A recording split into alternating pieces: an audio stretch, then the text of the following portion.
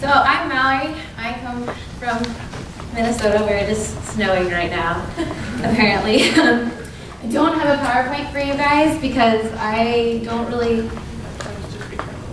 Yeah.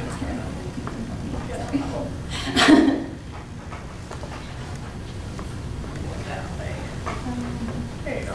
Okay. Just want to tuck that in a little better, but that's the way it goes. Good. Okay. We'll see.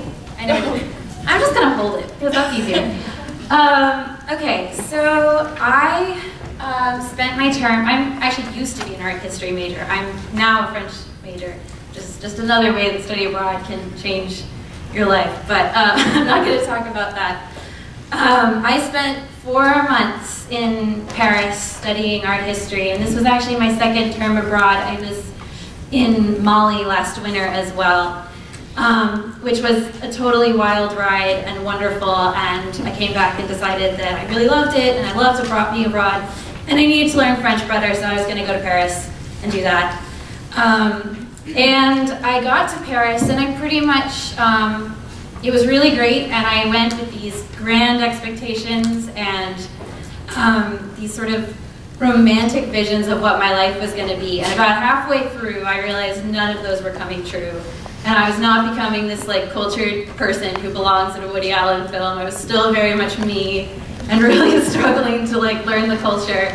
And it was so weird because, you know, I'd just been in Mali, which is, you know, a developing country, which was on the verge of the coup, which broke out right after I left. And for whatever reason, Paris was really hard to adjust to, and I couldn't get into the groove. And I remember sitting in my apartment and feeling sort of dejected and being like, what the hell is wrong with me?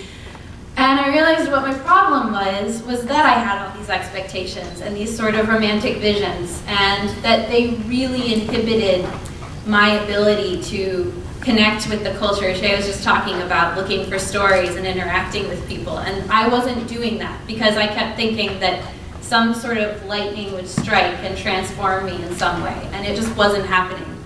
So I started opening my eyes, and so what I want to talk to you about today was my experience in the Parisian metro, which was where I probably spent the most time of anywhere else, except for maybe the Louvre when I was in Paris. I had to commute about 20 minutes every day, and when I got there, it was one of the most exciting and most terrifying parts of my experience because my program was really independent. They just we got there, and within an hour, they were like, okay, here's your host family, have fun. And my family was very hands-off. They were just like, okay, so, you know, you've got your materials, you've got your guidebooks, go forth and conquer. And I remember going in the metro and I'd get lost, and I'd be trying so hard to look like I fit in, and I couldn't. One time I was on 4 and I thought I could balance and didn't need to hold on to a pole, and I ended up falling on some poor unsuspecting French woman. Wasn't a good time. I got kicked out several times because I didn't know when it was closing, and then had to find my way home. So there were many misadventures, but over the course of the term, I eventually started to get the rhythm and started to understand, okay, these are the stations I have to get on and when I need to get off, and I eventually actually learned exactly how long my commute time would take and where I should get on the train so that I could exit most quickly and how to navigate the tunnels. And as I was learning this, I just felt so empowered.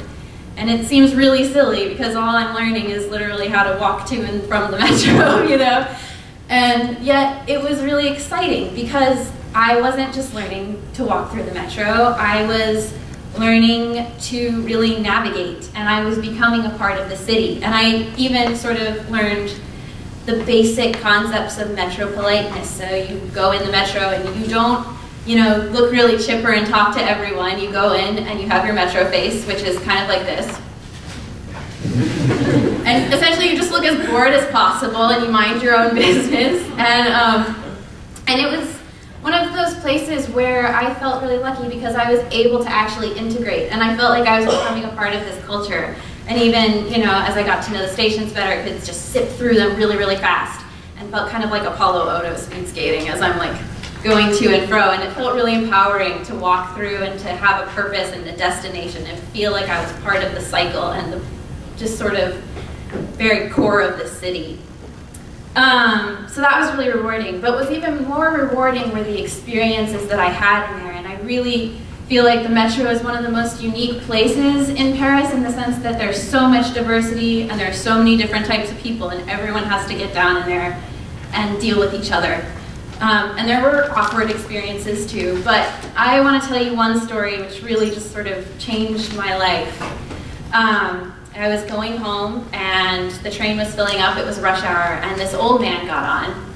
And he was wearing a tan coat and had this long silver hair that reached his shoulders and had big glasses on and a bright red scarf. And this man was just so damn cute. I'm sorry, he was so adorable, and if I could have a French grandfather, this is exactly what I want him to look like. You know, I just thought about like sitting by the fireside with this man and like reading stories. I loved him, and I wanted to talk to him so badly, but there's the Metro face, and you don't do that. You reserve your, you're private and reserved, and I got really scared. And so I didn't say anything to him. And then the Metro started filling up, but I really wanted to say something, but I couldn't bring myself to because I was worried I'd screw up my French or I'd embarrass myself or he'd just think, what the hell is this girl doing talking to me? And so finally, as I was leaving the train, he was right next to the door, and I decided I'm going to go for it. And I turned to him, and I was just like, "J'aime bien votre écharpe, monsieur. I really love your scarf, sir." And he just smiled and started chuckling, and I was so proud of myself because A, I had spoken my French perfectly. I even sounded like Amélie, I was so excited. And second of all, because I had gotten this man to break the Metro face, that was really exciting. And just because I felt delivered some joy into his life. I imagined him going home to his wife and saying, "Oh, there's this really cute girl with like curly hair, and she liked my scarf today." And I'm sure he doesn't ever think about me, but I think about this man all the time and about his smile. And I spent, a whole term wandering museums and studying art history and learning about Gothic art. And I learned so much in Paris, and yet I find months later what I really remember about Paris is that man's smile and little moments and days when I was zipping through the Metro, which I think is really what, for me, study abroad is about. It's not about these like big lessons that you learn it is life transformative, but what really transforms you, I think, are these little mundane moments that really prove that you're a part of the system and the community and that you're really living abroad. Thank you.